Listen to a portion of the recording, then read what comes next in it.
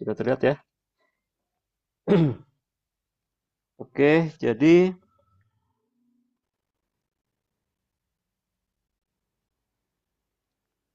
eh, nama lengkap beliau adalah Riris Ayu Wulandari.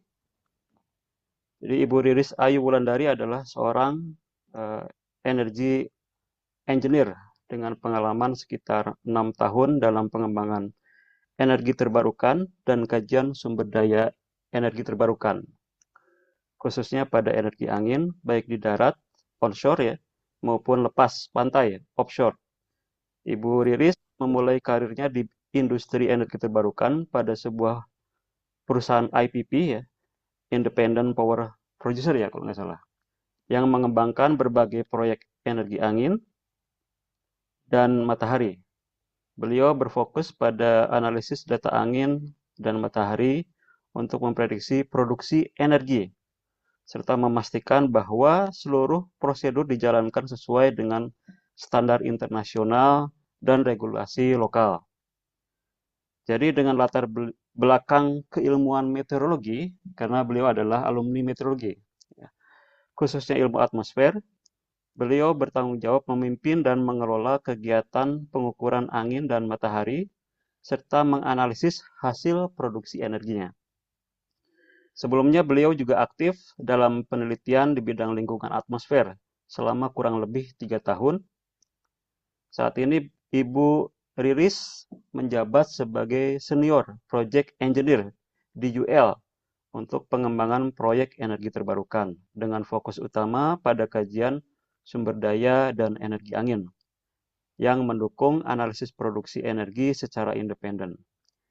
Pekerjaannya mencakup dukungan pengembangan proyek dari tahap awal ya, greenfield, pelaksanaan pengukuran, hingga penilaian energi untuk akuisisi proyek maupun proyek yang sudah beroperasi ya, yang operasional. Ibu Riris memiliki pengalaman luas dalam pemantauan dan analisis sumber daya untuk proyek-proyek energi terbarukan.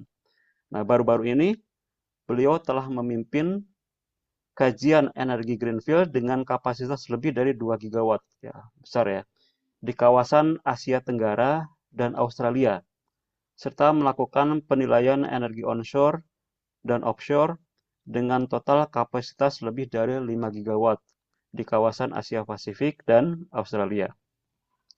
Ibu Riris meraih gelar magister di bidang teknik lingkungan dan gelar sarjana di bidang meteorologi. Keduanya ditempuh di Institut Teknologi Bandung ya, di ITB. Beliau memiliki keahlian dalam kajian sumber daya angin, kajian produksi energi independen, kajian produksi energi operasional, lalu GIS ya, riset dan pemrograman. Nah, terkait bahasa, beliau pasti dalam berbahasa Inggris dan bahasa Indonesia. Nah, kemungkinan karena beliau juga sudah lama tinggal di Bandung, tentunya bisa bahasa Sunda ya, Mbak Riris. Bisa sedikit kalau belum lupa. Ya, oke. Baik, saya kira itu yang bisa saya sampaikan tanpa berpanjang lebar. Mari kita sambut bersama Ibu Riris Ayu Wulandari untuk memulai sesi kuliah tamu hari ini. Silakan Ibu Riris.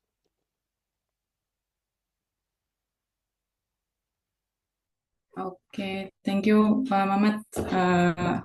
Sambutan dan pembukaannya untuk mata kuliah ini. Jadi, halo semuanya, perkenalkan lagi. Nanti di slide selanjutnya ada perkenalan lagi sebetulnya. Nama saya Riris, jadi saya lulusan meteorologi, masuk 2010, lulus 2014.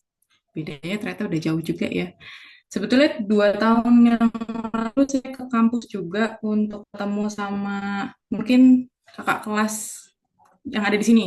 Jadi angkatan 2022 waktu itu hari pertama untuk masuk ke meteorologi, saya juga datang ke kampus.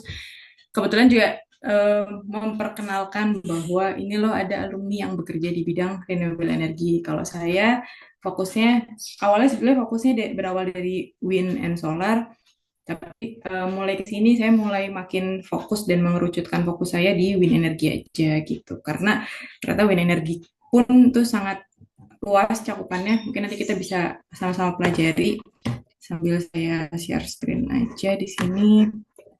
Oke, jadi waktu saya kuliah dulu nama mata kuliahnya itu energi angin dan matahari, ya Pak ya. Nah, sekarang ganti nih udah jadi belum di-share ternyata. Oke, balik.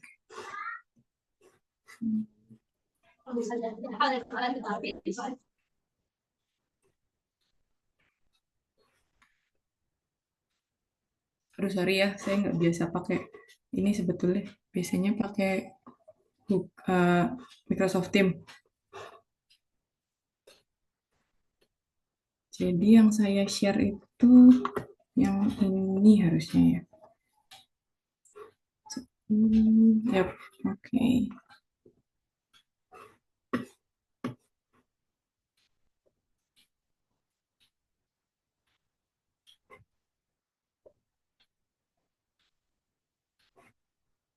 Sudah terlihat belum ya slide-nya? Sudah, Mbak Riris. Udah ya, Pak? Sudah. Oke.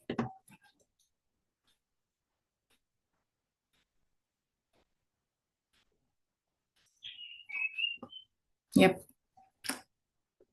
Jadi ya, dulu namanya energi angin dan matahari, kemudian sekarang namanya ternyata meteorologi energi terbarukan.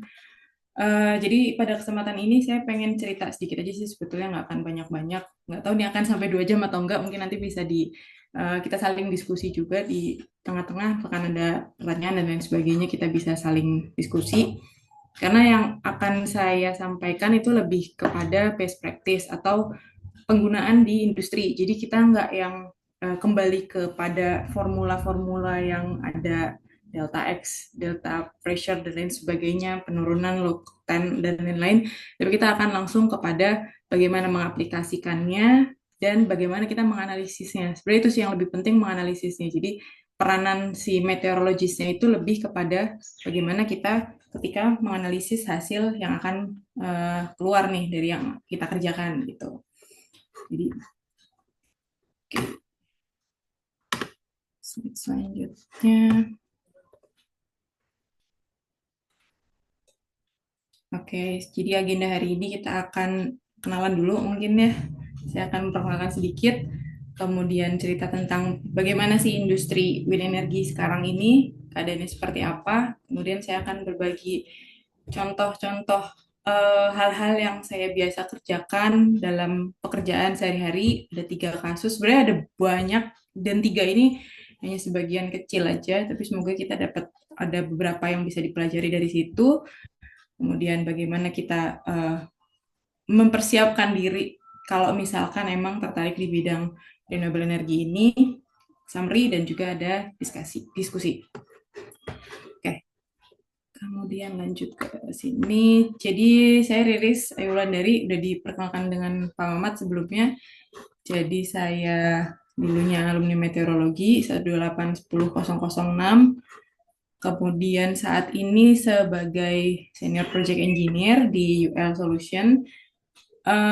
Jadi yang saya kerjakan itu nggak hanya untuk cakupan Indonesia aja, tapi seluruh Asia Pasifik gitu, termasuk Australia, New Zealand, termasuk juga Jepang, Korea, China, dan lain sebagainya gitu. Jadi cukup luas cakupan pekerjaannya, tapi sebagian besar pekerjaannya dilakukan desktop work, jadi di laptop aja, saya nggak kemana-mana. By the way, saya ada di rumah. Eh, Pekerjaan saya memang sehari-hari di rumah, saya nggak pernah ke kantor. Mungkin selama 4 tahun join di kantor yang sekarang, saya baru ke kantor 4-5 kali aja gitu. Sisanya ya udah di rumah. Kemudian sebelumnya saya kerja di UPC. UPC itu salah satu IPP, jadi Independent Power Producer, atau biasanya secara umum kita bilangnya developer, jadi company yang mendevelop si wind farm atau wind project. Di sana selama 3 tahun. Sebelumnya lagi saya sebagai asisten peneliti di LAPAN. Dulu namanya LAPAN, sekarang BRIN. Jadi S1, S2 dihabiskan di ITB, semoga S3-nya nggak di ITB lagi. Patrick ya kalau di ITB lagi. Jadi saya sebagai seorang istri dan juga ibu 2 anak, kerja di rumah. Jadi kadang kalau nanti tiba-tiba ada suara anak kecil, harap maklum, karena saya kerja di rumah. Yap, mungkin itu aja. Terus tadi dapat info dari Mamat kalau ada 66 orang sesuai absensi di kelas ini, angkatan 2023, ya silahkan panggil saya kakak atau ibu deh, karena jaraknya cukup lumayan juga. Oke, mungkin sekian aja perkenalannya, jangan berlama-lama, kita bisa lanjut lagi. Ini tempat saya bekerja sekarang, jadi saya bekerjanya secara apa ya, remote working and connected globally gitu kalau istilah zaman sekarangnya gitu ya. Jadi renewable team yang dikerjakan oleh company saya atau perusahaan saya itu mencakup solar, BESS atau battery energy storage system, dan juga wind itu sendiri, both onshore and offshore. Jadi kita beroperasi di banyak negara hampir di seluruh dunia dengan banyak sekali orang yang terlibat di dalamnya. Kemudian pengalamannya juga cukup lama, terus banyak dari berbagai macam project wind ataupun solar di dunia ini yang sudah dikerjakan oleh UL Solution. Jadi banyak juga sampai lebih dari 300 gigawatt. Makanya kayak saya sendiri mungkin tadi ada tulisannya tuh 2 gigawatt, 5 gigawatt dan lain sebagainya, itu hanya kecil karena secara seluruh tim itu kita sangat banyak yang sudah kita kerjakan. Kemudian juga dipercaya oleh sebagian besar IPP secara global, lebih dari 80%. Termasuk juga ada lender. Jadi kalau ngomongin wind project itu nggak hanya IPP dan konsultan aja, tapi ada kontraktor, kemudian ada investor, ada lender, kemudian ada owner dan lain sebagainya. Jadi ada banyak pihak yang terlibat. Nah, kemudian jadi untuk di Asia Pasifik sendiri, ya ada banyak teman-teman saya yang tersebar di berbagai negara. Jadi bahasa sehari-harinya juga bahasa Inggris, walaupun saya tinggalnya oh ya saya tinggal di Purwokerto, mungkin ada yang rumahnya deket-deket sini. Jadi walaupun tinggal dari Purwokerto, tapi connect dengan teman-teman global yang ada di North America, mungkin ada di Europe juga, dan lain sebagainya. Dan banyak yang sudah kami kerjakan untuk tim Asia Pasifik ini. Mungkin bisa dibaca di situ. Nah, masuk ke dalam si wind energy industry ini. Jadi per tahun ini datanya saya ambil dari IRENA. Mungkin sampai tahun 2024 sudah ada sekitar lebih dari 1.100 gigawatt yang terinstal untuk onshore dan offshore. Jadi penambahan setiap tahunnya juga cukup signifikan, sekitar lebih dari 110 gigawatt penambahan setiap tahunnya. Jadi ini menandakan bahwa wind energy sangat pesat pertumbuhannya, sangat pesat juga teknologi yang ada di dalamnya, baik itu mulai dari perhitungan, dari kalkulasi desktop work-nya sampai kepada teknologinya, blade-nya, baling-balingnya, turbinnya itu sendiri, dan lain sebagainya. Hanya saja yang sangat disayangkan, posisi di Indonesia kita belum terlalu banyak. Kita baru ada 2 dari dulu sampai sekarang, masih ada 2, masih belum muncul lagi yang lain. Jadi ada di Sidrap dan juga di Tolo.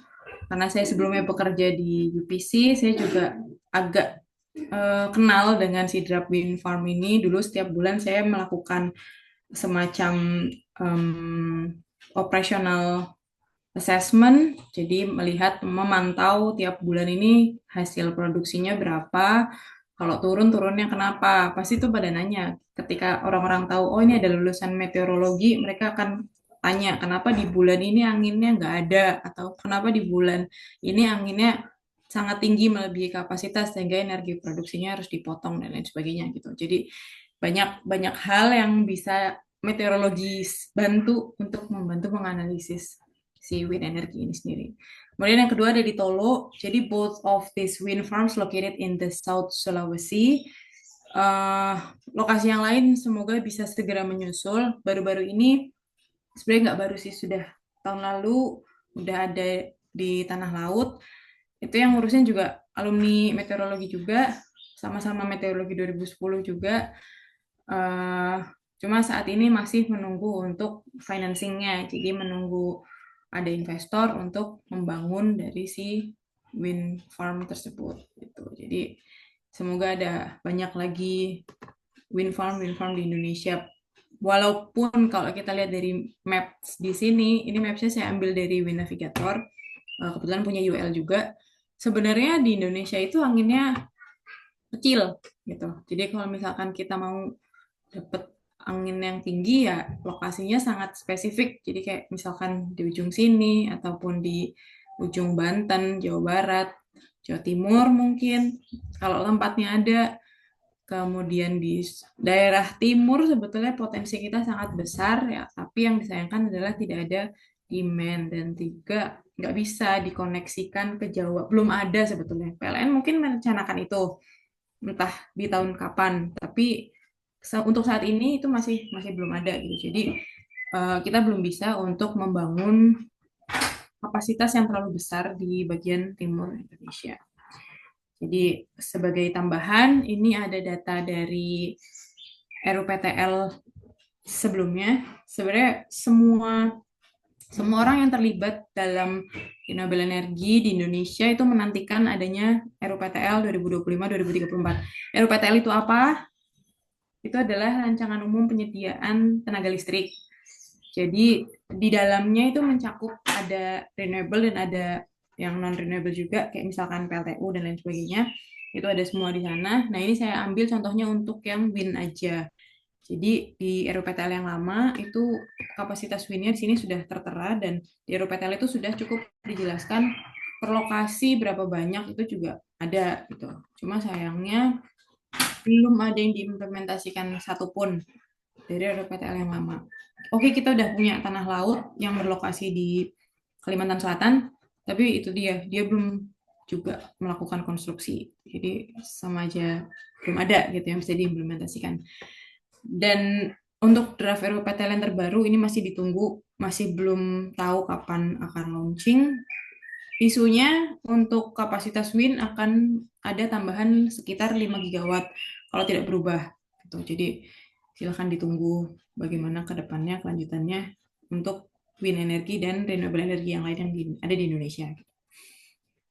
Ini saya coba ambil contoh-contohnya. Jadi karena di RUPTL itu sudah disebutkan untuk di provinsi mana berapa banyak kapasitasnya. Jadi di sini saya coba tampilkan beberapa hal juga. Misalkan di Banten, saya ambil contoh di ketinggian 140 meter. Jadi ada anginnya itu sekitar 6,7 meter 7,5. Kemudian di West Java kita juga punya beberapa lokasi, ada di sekitar Cirebon, di sini ada juga di sekitar Sukabumi, Kabupaten Sukabumi, Pelabuhan Ratu. Mungkin kalau tahu Geopark yang ada di Sukabumi, nah sekitar situ. Kemudian di Tanah Laut yang saat ini sudah ada pemenang tendernya yang akan menuju konstruksi itu lokasinya di sekitar sini. Jadi ada bukit yang tidak terlalu tinggi di sebelah sini itu akan dibangun wind farm. Kemudian di Sumatera kita ada di Padang Sidempuan, ada di Aceh juga, yang mana kapasitasnya cukup besar. Sebenarnya kalau dibandingkan dengan kapasitas yang ada di negara-negara lain ini nggak terlalu besar, tapi untuk di Indonesia ini cukup besar dengan kondisi angin yang juga cukup bagus. Jadi kita hanya menunggu bagaimana PLN akan uh, membuka slot untuk beberapa lokasi ini. Kemudian ada juga di Sulawesi Selatan. Sulawesi Selatan, Sidrap yang saat ini ada itu ada di sebelah sini dan Tolo itu di selatan, di paling bawah sini.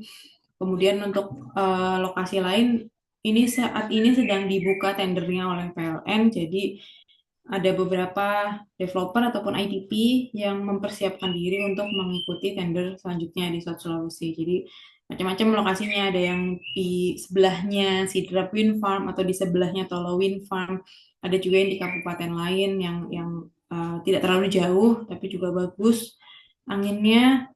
Kemudian di sebelahnya di sini ini saya ambilkan Pulau Selayar. Kalau pernah lihat ya sebenarnya ada di sini nih selatannya Bulukumba, ini ke selatan lagi ada namanya Pulau Selayar. Uh, Kalau memang akan ada wind farm di sana, sebenarnya di sana bisa dilakukan, bisa dipasang atau diinstal kapasitas yang cukup besar dengan angin yang cukup bagus. Tapi kita harus ada modal lagi nih untuk subsea kabel. Jadi nanti penyaluran listriknya itu melalui bawah laut gitu.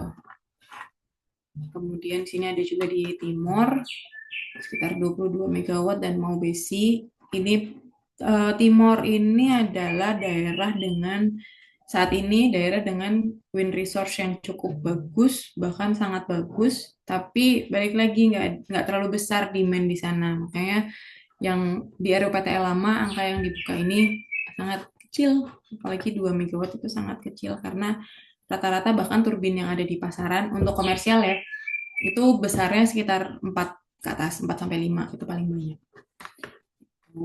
Kemudian selanjutnya ada Sumba juga dan ada Lombok.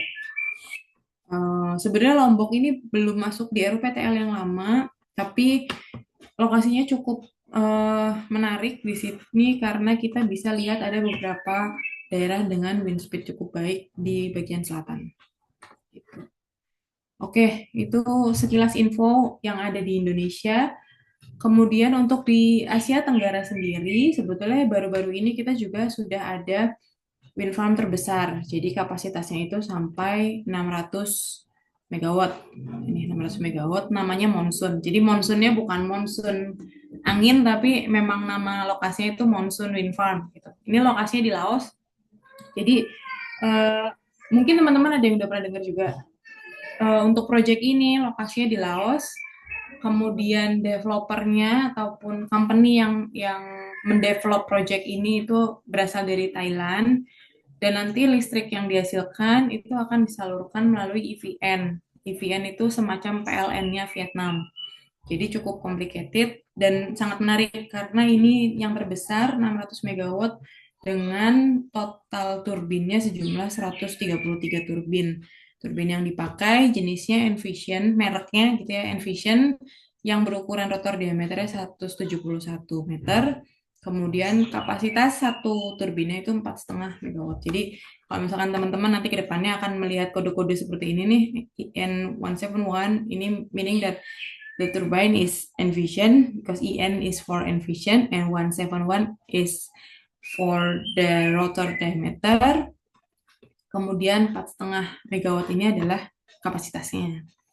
Gitu. Jadi perusahaan saya UL Solution di sini sebagai owner engineer. Jadi kita yang merepresentasikan owner ataupun IPP-nya untuk melakukan konstruksi di sana. Jadi kita mengawasi beberapa kontraktor yang ada di sana supaya pembangunannya ini tepat waktu gitu dan sesuai dengan standar yang berlaku. Jadi ini ada beberapa proses pembangunannya. Di sini lokasinya seperti ini. Jadi sangat berbukit-bukit. Kemudian cara bawahnya juga seperti ini. Ini disiapkan juga untuk storage areanya. Jadi disimpan dulu di sana. Kemudian ketika satu lokasi siap akan dikirim bilah per bilah. Jadi ini kita istilahnya bilah ataupun plate. Mungkin kalian juga udah belajar. Kemudian ya disimpan di sini. Jadi semuanya terkumpul di sini. Oke, jadi sekilas tentang wind energy industry, ada banyak pihak yang terlibat. Not to mention di sini tentu saja ada government ya. Jadi government juga di sini adalah yang berwenang untuk memberikan kapasitas. Oke, di daerah ini bisa nih dibangun sekian megawatt renewable energy. Di dalamnya mungkin termasuk entah itu angin ataupun matahari ataupun hydro. Ini adalah hasil perhitungan mereka yang juga disiapkan dengan grid yang tersedia di daerah tersebut. Jadi nggak semena-mena pemerintah mengeluarkan angka, tapi itu sudah berdasarkan hasil kajian. Kita menyebutnya grid study. Jadi di grid tersebut mungkin ini nanti akan berkesinambungan dengan PLN juga. Di grid tersebut siapnya itu berapa megawatt untuk renewable energy karena ada beberapa karakteristik renewable energy yang susah untuk dijaga stabilitasnya termasuk angin dan matahari. Jadi dua ini adalah kita sebutnya biasanya variabel renewable energy karena untuk angin sendiri kadang anginnya kencang, kadang anginnya pelan. Nah itu cukup merepotkan untuk PLN menjaga stabilitasnya. Nggak mungkin nanti sampai ke tempatnya consumer itu tiba-tiba lampunya gelap atau listriknya tiba-tiba menurun dayanya dan lain sebagainya itu jadi itu hal yang sangat tidak diharapkan dari adanya renewable energy. Sama juga halnya dengan solar. Jadi sometimes the cloud will covering, jadi tutupan awannya itu cukup mengganggu dari produksi si solarnya gitu. Jadi sama aja.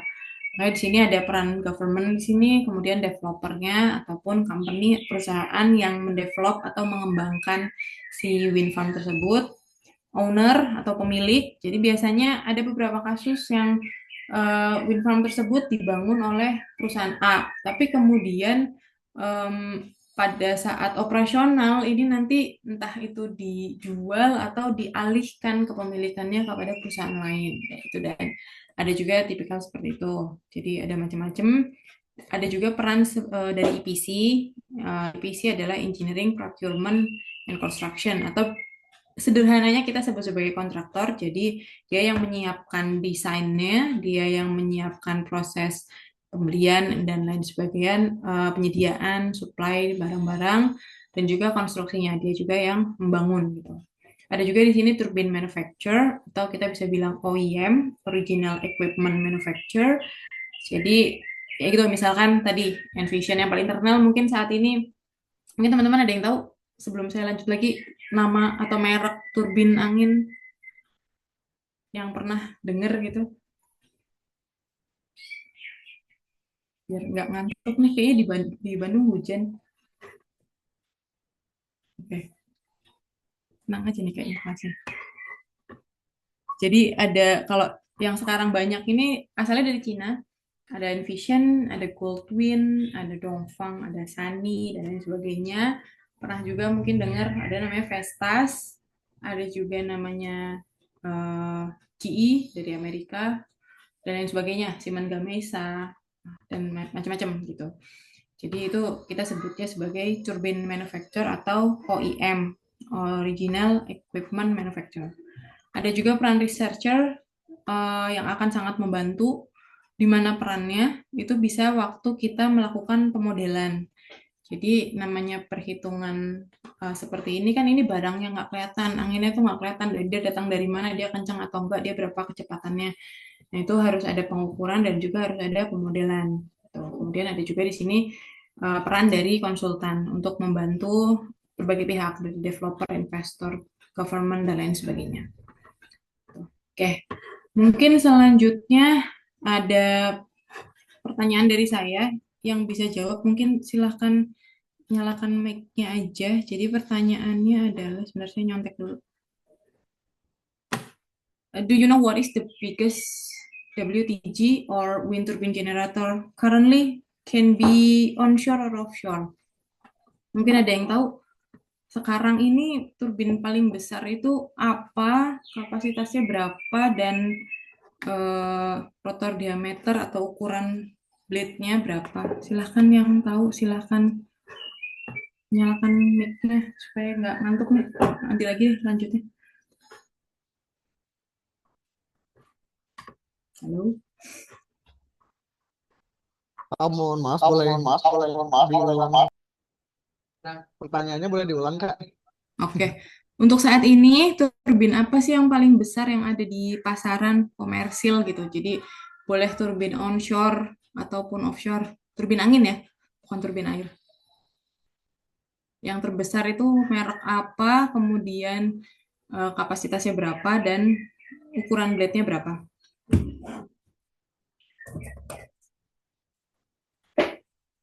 Yang bisa jawab? Boleh deh pakai chat GPT atau OpenAI. Izin jawab, Kak. Boleh. Dari Mingyang Smart Energy, Kak. Mingyang, berapa tuh ukurannya? Siapa ini yang jawab namanya? Faris, Kak, Faris. Faris, oke. Berapa Mingyang ukurannya? Ukuran namanya, Kak, yang ininya, bilahnya. Ya, ukuran bilahnya dan kapasitasnya. 123 meter, kapasitasnya 16 megawatt, Kak. Oke, thank you sudah menjawab Faris. Faris masih TPB ya? 163, wow. Oh, enggak, Kak, ini saya belum ganti NIM, Kak. Oh, belum ganti. Oke. Sip, thank you jawabannya, tapi sayang sekali kurang tepat. Ada yang lebih besar dari itu. Mungkin ada yang pengen jawab sebelum kita lanjut lagi.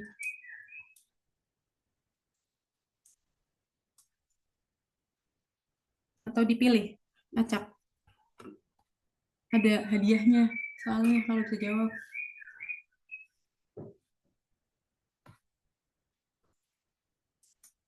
Hafiz katanya mau jawab tuh Hafiz.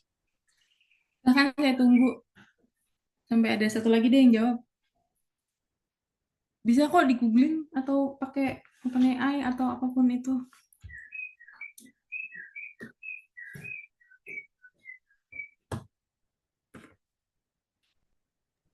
Silahkan Kamu ada yang mau mau jawab. koreksi kayaknya Kak. Gimana? Tadi itu yang dibilang sama Faris kan Ming Yang ya tadi ya, Faris. Tapi bilangnya 16 megawatt itu dia. Kalau yang setahu saya sih kapasitasnya itu 18 megawatt dan bisa ditingkatkan ke 20 megawatt Kak. Itu sih Kak, dalam versi tertentu gitu. Sebenarnya. Itu onshore atau offshore? Apa Kak? Itu onshore atau offshore? Offshore Kak. Offshore, oke. Udah, yakin?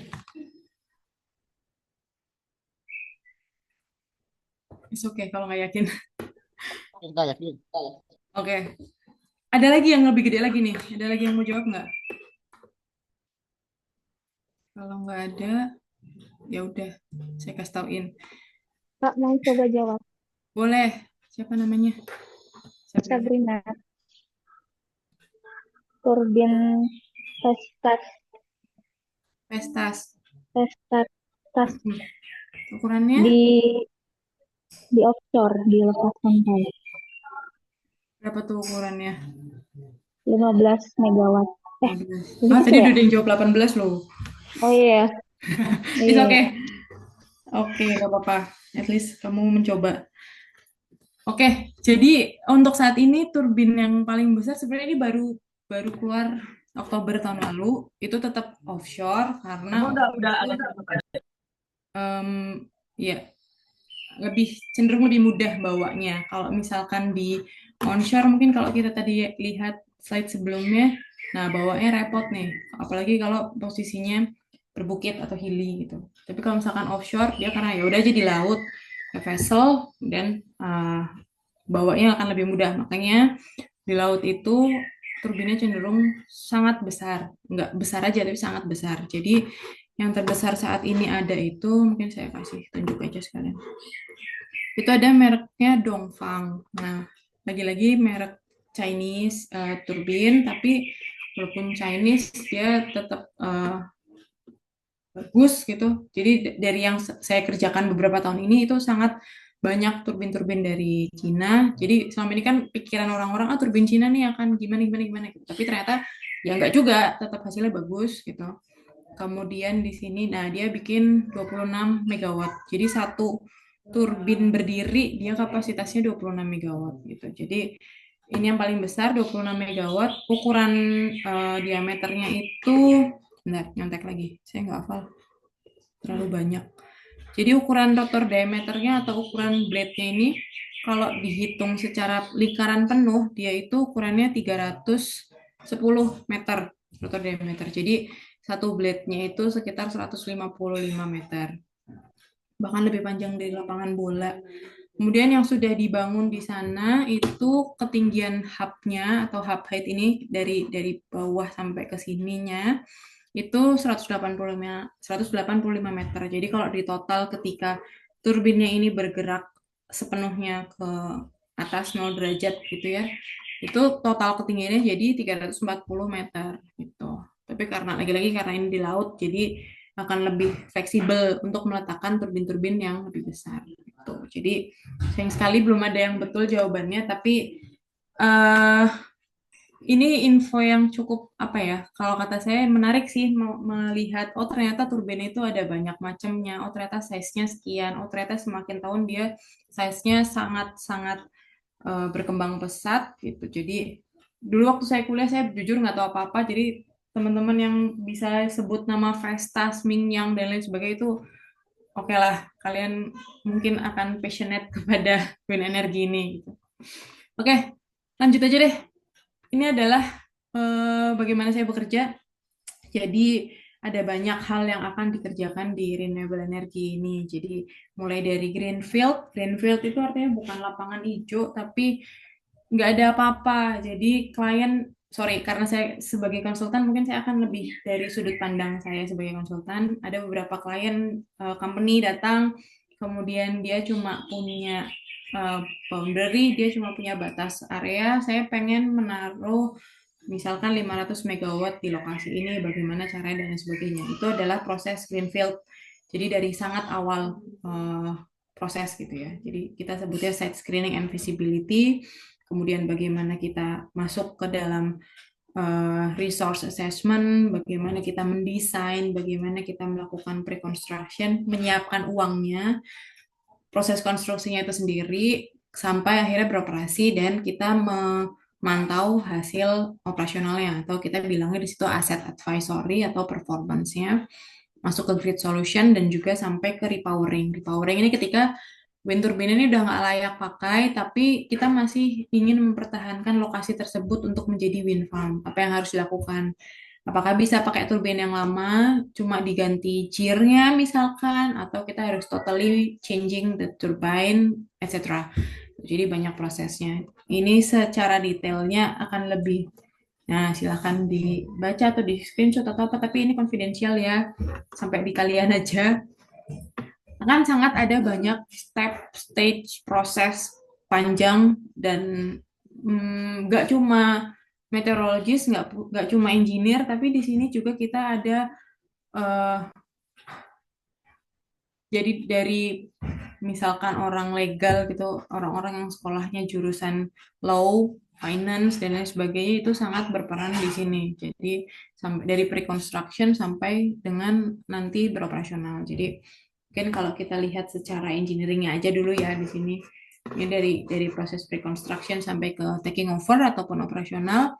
Jadi ada pre-engineering work, identify technical gaps-nya bagaimana, kemudian melakukan feasibility study, layak nggak proyeknya, kemudian ada develop proyeknya ini secara melihat batasan dan juga constraint, limitasi, ataupun ada gangguan, ada rumah, ada sungai, ada hutan lindung, dan lain sebagainya kayak gitu.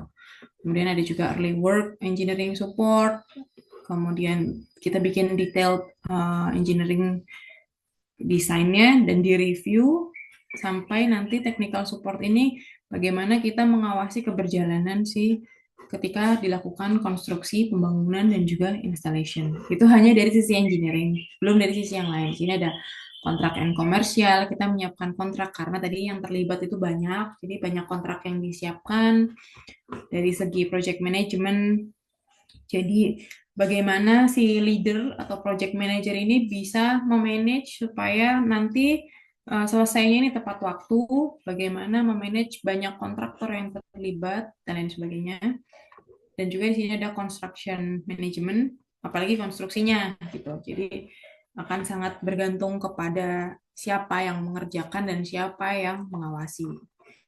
Jadi ntar bisa dibaca sendiri, banyak, panjang prosesnya. Untuk yang saya kerjakan itu lebih fokus di sini, jadi masih di step awal di development.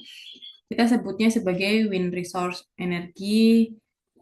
assessment ataupun energy assessment. Jadi starting from how to get the highest quality data, and then we analyze the data until the data can be used to calculate the energy production gitu. Jadi ada beberapa step di sini yang dikerjakan gitu. Dan balik lagi ya, karena ini sudah di tahap industri, jadi kita biasanya memakai beberapa best practice ataupun hal-hal yang ya udah pakai aja gitu. Tapi kita tahu basicnya seperti apa, kemudian kenapa kok hasilnya seperti itu, nah itu kita harus bisa menjelaskan. Jadi di sini saya menggunakan beberapa software. Kebetulan perusahaan saya juga menyediakan software, jadi sebenarnya ini bukan iklan ya, tapi karena ini juga yang digunakan oleh kami gunakan dan kami jual juga softwarenya. Mungkin nanti Pak Mamat tertarik untuk mencoba bagaimana mengolah data angin yang lebih cepat. Nah, itu bisa coba-coba nanti Pak, Wind Navigator ataupun pakai Windographer ataupun OpenWind. Jadi ada 4 di sini. Mungkin nanti saya sesekali akan munculkan juga contoh-contohnya. Kemudian, oke, kita masuk ke studi kasus pertama. Ini udah hampir sejam baru masuk. Jadi studi kasus pertama di sini kita biasanya ada preliminary turbine layout. Bagaimana kita membuat tata letak dari si turbinnya, mau ditaruh di mana aja gitu. Ini saya ambil dari slide-nya Pak Mamat. Jadi ada penjelasan mengenai siting atau seating tadi. Jadi ya itu tujuannya meletakkan turbin yang benar nih gimana sih supaya dia minimizing the losses and maximizing the production. Sebenarnya tujuannya dua itu. Jadi supaya energi produksinya bisa maksimal, tapi losses-nya ataupun pengurangan dari energi-energi tersebut itu sangat rendah. Tujuannya dua itu. Bagaimana supaya bisa tercapai. Nah ini ada karena dari materi kuliah, jadi silahkan dibaca sendiri. Saya langsung masuk ke best practice-nya. Ada dua hal. Jadi yang pertama bisa memulai dari betul-betul dari awal, start from the scratch. Let's say we in Indonesia there is known wind farm, belum ada sama sekali wind farm. Kita mau mulai dari mana nih? Gitu. Misalnya. Nah, kita mulai dari wind map. Ini wind map Indonesia. Jadi ini lagi-lagi ini dari kami punya juga nih produk ini. Jadi kita juga pakai untuk kami sendiri dan kita juga jual produk ini. Jadi ini ada peta Indonesia. Di sini saya ambil ketinggiannya di 140.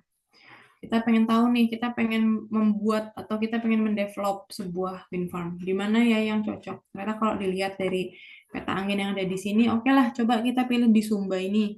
Karena dia kok kelihatannya tinggi nih. Yang kuning ini berarti 8 meter per second. Yang hijau ini biasanya 7 meter per second. Oh ya, untuk unit yang dipakai itu meter per second untuk unit wind speed yang dipakai secara umum di industri. Kemudian oke, kita akan ambil Sumba misalkan. Kita fokus nih di sini.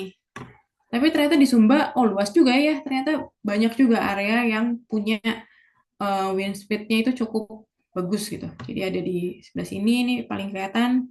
Ada di ujung sini, ada di sini, ada di sini. Tuh. Mungkin teman-teman udah pernah ke Sumba, pernah ke daerah, apa namanya? Waingapu ya. Nah, kita mau melistriki daerah itu dengan full renewable energy deh. Jadi kita ambil yang dekat situ misalnya. Oke, kita fokus lagi ke sana.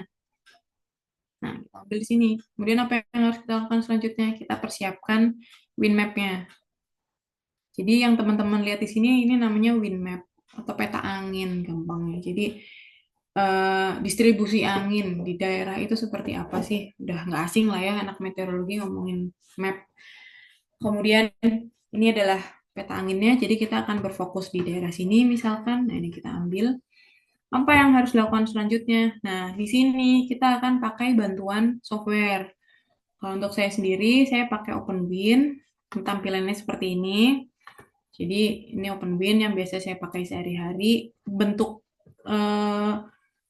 softwarenya itu sangat nggak ada apa-apanya gitu. Coba kalau saya bisa tunjukin. Jadi kalau kita baru pertama buka OpenWind itu ya udah kayak kertas kosong, HVS kosong aja dikasih. Nih, terserah kamu mau gambar apa di sana. Nah, tampilannya kayak gini. Kelihatan nggak? Jadi udah aja, ini kertas kosong. Bahkan kalau grid yang nggak ditampilin ya udah nggak ada apa-apanya gitu. Tapi software ini cukup powerful. Jadi ini kita pakai untuk di sini kasusnya kita mau membuat tata letak dari turbinnya. Jadi kita udah siapkan tadi wind map-nya. Kemudian kita sudah tahu project area atau fokus project area yang akan kita develop selanjutnya, yang akan kita kembangkan. Kemudian di sini kita harus menyiapkan juga elevation data. Jadi data elevasinya ada kemiringan atau enggak. Kemudian ada juga di sini kita harus siapkan roughness-nya. Roughness ini kekasaran permukaan. Kenapa? Karena kekasaran permukaan akan memicu adanya turbulen. Turbulen itu bagus atau enggak buat wind? Enggak sebetulnya. Kalau turbulennya terlalu besar, itu akan membuat si turbinnya itu lama-lama jadi fatigue atau lelah.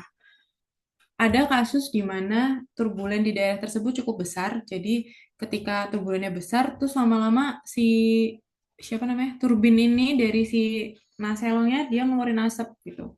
karena turbulen di daerah itu terlalu besar. Jadi terlalu panas gitu anginnya karena nggak menentu gitu. Nah, terus ini akhirnya kita udah dapet nih semuanya, kita susun turbinnya di sini. Susun dari sini ke bawah. Tapi ingat ada beberapa hal yang harus diperhatikan. Di daerah ini ada demand-nya atau enggak. Makanya tadi yang pertama saya ceritanya saya mau melistriki daerah Waingapu yang ramai itu, yang semua turis datang ke sana dengan renewable energy. Tapi harusnya nggak cuma dari angin ya, pasti harus ada energi lainnya lagi. Kemudian ini di daerah sini ada rumah-rumah nggak gitu. Kalau ada rumah ya nggak boleh terlalu dekat. Efeknya apa nanti di slide selanjutnya ada. Kemudian land use-nya, apakah daerah tersebut hutan lindung atau ini tanah yang dilindungi atau tanah adat yang nggak boleh dipakai atau tanahnya raja ataupun sultan yang nggak boleh dipakai dan lain sebagainya. Itu kita juga harus mempertimbangkan. Ada water bodies atau enggak, ada sungai enggak, ada danau enggak. Gitu. Ada juga kasus nanti mungkin saya bisa tunjukin. Jadi dia letaknya di bukit tapi bawahnya itu langsung danau. Nah itu nggak boleh juga ditaruh terlalu dekat di situ karena turbulennya juga akan besar. Kenapa? Nah dibuka-buka lagi aja slide yang udah dikasih. Kenapa kok ada turbulen yang besar di sana? Kemudian kita harus juga mempertimbangkan terrain dan juga elevation dan juga tadi roughness-nya. Jadi terrainnya bagaimana? Apakah datar atau sangat miring? Kalau sangat miring kemudian kemiringannya juga terlalu besar itu nggak bisa juga dong kita taruh turbin di sana. Accessibility-nya seperti apa? Bagaimana cara menuju ke titik tersebut? Itu juga harus dipikirkan. Dan yang nggak kalah penting yang dua terakhir ini, prevailing wind dan juga turbine spacing. Prevailing wind adalah arah angin utama dan juga turbine spacing-nya. Jadi kalau teman-teman lihat elips di sini, bentuk elips ini hanya sebagai display kita ketika membuat tata letak turbin. Jadi di sini kita sudah mempertimbangkan di sini ternyata arah anginnya itu dari arah mana tuh? Southeast. Jadi around 120 degree misalkan. Nah, karena anginnya dari sana, kita harus bikin turbinnya itu jauh dari depan ke row belakangnya. Ini sebenarnya terlalu jauh sih ya, ini contoh aja. Jadi misalkan di sini saya bikin spacingnya itu yang arah sesuai arah angin utamanya itu 7 rotor diameter. Jadi kalau misalkan ini pakai turbin yang ukuran rotor diameternya 150, jadi ukuran si elipsnya ini yang panjangnya ini 7 kali dari 150. Kemudian yang sisi lainnya itu 3 kali biasanya, 3 kali dari 150. Ini juga salah satu bentuk best practice yang biasa dipakai. Jadi untuk mengurangi adanya wake loss. Wake loss itu ketika nilainya berkurang karena adanya turbulen. Jadi misalkan kita punya ada turbin di sini dan ada turbin di belakangnya. Kemudian anginnya datang dari sini nih. Nah, ketika anginnya masuk ke sini, kemudian di belakang ini dia jadi nggak ada anginnya lagi karena terserap sama turbin yang di depannya. Gitu. Jadi untuk mengurangi itu kita sebut itu wake loss. Untuk mengurangi wake loss kita harus bikin dia jaraknya jauh gitu. Itu yang disebut dengan turbine spacing. Oke, ini contoh selanjutnya. Jadi ada juga kasus yang saya kerjakan ini di Laos. Jadi udah ada nih fix boundary-nya, nggak boleh keluar dari sini pokoknya. Kemudian klien bilang, oke, dibikin ya, tapi kapasitas maksimalnya dibikin 500 megawatt aja. Tuh, jadi ini karena turbin sekarang udah gede-gede ya, jadi 500 megawatt itu hanya diperoleh ya paling 100 turbin lah gitu. Oke, apa yang harus perhatikan tadi ya? Kita harus perhatikan tadi. Karena ini udah ada boundary-nya, kemudian ini kalau dari Google Earth, mungkin yang sering buka Google Earth nanti akan lihat yang kuning ini jalan utamanya, dia ternyata dekat aksesnya. Kemudian mungkin sama kalau kasus ini sudah disiapkan kalau daerah ini memang dekat dengan grid connection-nya. Jadi kita udah tinggal melihat bagaimana elevasinya dan roughness-nya untuk diletakkan turbin di sana. Jadi kita prepare dulu nih wind map-nya atau si peta anginnya gitu. Ini saya pakai software lagi ya, pakai OpenWind. Kemudian kita lihat juga bagaimana elevation-nya dan roughness data. Ini di sini yang kalian lihat ini adalah isoline dari elevation data. Jadi kita tahu yang daerah lebih tinggi dan lebih landai ataupun lebih curam yang mana itu. Kemudian kita pilih juga jenis turbinnya. Ini saya masukin beberapa jenis. Ada misalkan di sini ada cold twin, rotor diameternya 182 meter, kapasitasnya 6,2. Kemudian di situ kita siapkan juga power curve-nya. Ini namanya power curve, angka-angka ini. Jadi nanti dia menghitung si open wind ini menghitung ketika angin yang kena turbinnya ini di angka 6,5 meter per second, hasil yang dihasilkan berapa dayanya. Jangan lupa yang kita hitung adalah energinya. Jadi ntar harus uh, apa namanya diganti gitu, di transfer dari daya ke energi. Kemudian kalau kita udah punya semuanya, kita mulai untuk meletakkan turbin itu di tempat yang aman gitu. Jadi ketika udah selesai nih kita meletakkan turbin, di sini jumlahnya kalau nggak salah 80 turbin yang saya taruh. Nah, dari 80 turbin ini nanti kita cek lagi di Google Earth. Kalau perlu site visit, kalau perlu kita datang ke sana ngecek ini lokasinya aman atau enggak, aksesnya seperti apa. Nah, ini tampilan di Google Earth-nya. Mungkin saya bisa tampilkan langsung juga di sini.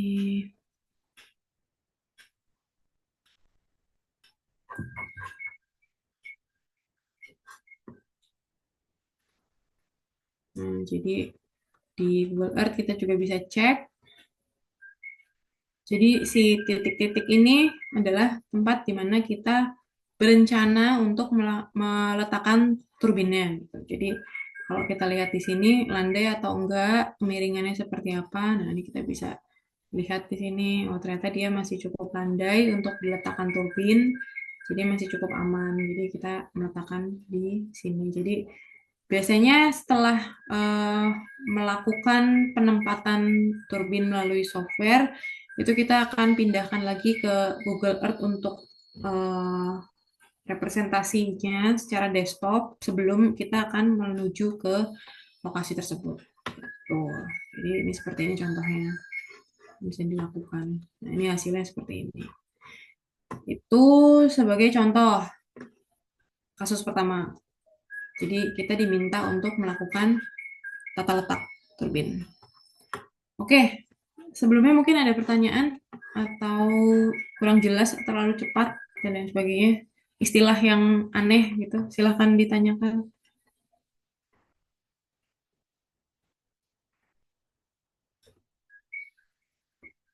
Ada? Oke, nggak ada ya. Saya lanjut aja.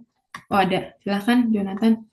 Eh, Siang Bu, sebelumnya mau nanya Mm, terkait si eksplorasi buat persiapan turbin ini. Tuh. Jadi yang saya ingin tanyakan tuh tentang konturnya Bu, peletakan turbinnya.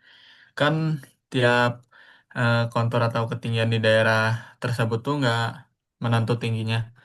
Terus caranya buat menyesuaikan tinggi masing-masing turbinnya itu dari setiap perbedaan ketinggian kontur sama elevasinya tuh gimana ya Bu caranya? Oh, Masih. oke. Thank you pertanyaannya. Ini saya lupa jelaskan di awal. Jadi ketika kita membangun wind farm, ini secara komersil ya, yang ada di industri saat ini, semua ketinggian turbin itu sama gitu. Jadi misalkan kayak misalkan sidrap gitu ya. Sidrap konturnya kurang lebih seperti ini. Kalau teman-teman lihat di maps, mungkin saya bisa tunjukkan juga di sini nanti. Jadi sidrap ini lokasinya berbukit, tapi dia semua semua turbinnya itu ketinggiannya 80 meter. Kita sebutnya 80 meter half height gitu. Jadi walaupun konturnya ataupun lokasinya beda-beda, tapi di sana itu jadi menggunakan ini yang sama, ketinggian yang sama gitu. Jadi hitungnya gimana? Nah, nanti itu pakai data modeling, hitung perbedaannya. Sorry, Sidra mana ya? Sekitar sini kok. Nah, ini nih. Jadi Kan sama kan lokasinya. Ini sidrap yang sudah beroperasional ada di sini. Kemudian ini kalau kalian bisa lihat ada putih-putih ini bilahnya. Jadi ini lokasi-lokasi turbinnya. Jadi walaupun konturnya beda-beda, walaupun ketinggiannya beda-beda, karena lokasinya cukup hilly, cukup berbukit, tapi tinggi yang dipakai itu sama, 80 meter height. Gitu. Jadi kalau dibikin beda-beda akan susah, nanti penentuannya juga cukup susah karena terlalu banyak yang harus diperhitungkan. Makanya di sini kita pakainya ketinggiannya sama gitu, 80 meter. Menjawab nggak? Eh, mau nanya dikit lagi, Bu. Boleh, Berarti boleh. untuk turbin itu secara operasionalnya tuh harus dipukul rata ya, Bu, untuk ketinggiannya buat dapetin daya yang sama juga. Iya, dia dipukul rata. Jadi nantinya dayanya pasti akan beda setiap turbin. Jadi misalkan let's say turbin yang di sini sama yang di depannya atau sama yang di sebelah timurnya itu akan beda, energi yang dihasilkan setiap menitnya, bahkan itu akan beda. Nggak masalah, tapi untuk perlakuan di industri itu mereka akan menggunakan ketinggian yang sama, karena nanti pada akhirnya dibantu oleh para researcher ya, sebelum masuk ke dunia industri itu sudah disiapkan sebuah model. Jadi kita bisa menghitung eh, walaupun ketinggiannya beda-beda. Jadi maksudnya nanti ketinggian total di ujungnya gitu kan beda karena elevasinya beda-beda gitu kan. Itu sudah diperhitungkan gitu. Jadi nggak masalah. Nanti dia akan menghitung the result, energy production result for each turbine. Jadi turbin A akan berbeda dengan turbin B. Bahkan anginnya, misalkan katakanlah lokasinya datar deh kayak si Jeneponto. Jeneponto saya kurang hafal lokasinya di mana, tapi dia datar. Jadi di sawah gitu. Walaupun datar, katakanlah dia anginnya juga seragam gitu, uniform. Jadi sama di semua titik itu 6,5 meter per second. Itu bisa kayak gitu. Tapi kalau sidrap karena dia berbukit, jadi mungkin yang sebelah baratnya ini anginnya udah dapat 7 meter per second, tapi yang di sebelah timurnya mungkin dia dapatnya 6, dia dapatnya mungkin bisa sampai 7,5 atau 8. Karena ternyata anginnya datangnya dari timur dan dari southeast, dari tenggara, dan juga posisinya lebih tinggi, misalnya kayak gitu. Jadi itu semua nggak masalah. Jadi perlakuan di industri untuk satu wind farm biasanya akan menggunakan ketinggian yang sama. Kemudian nanti kita yang dari modeling, dari modeler, dari si yang menghitung ini atau analis ini yang akan menghitung nilai di setiap ketinggiannya berapa. Gitu. Clear? Iya, Atau? Bu. Makasih, Bu. Oke, sama-sama. Thank you sudah nanya.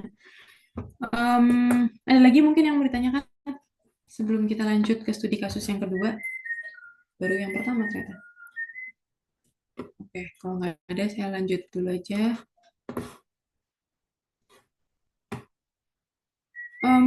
Masih berkaitan. Nah, ini contohnya.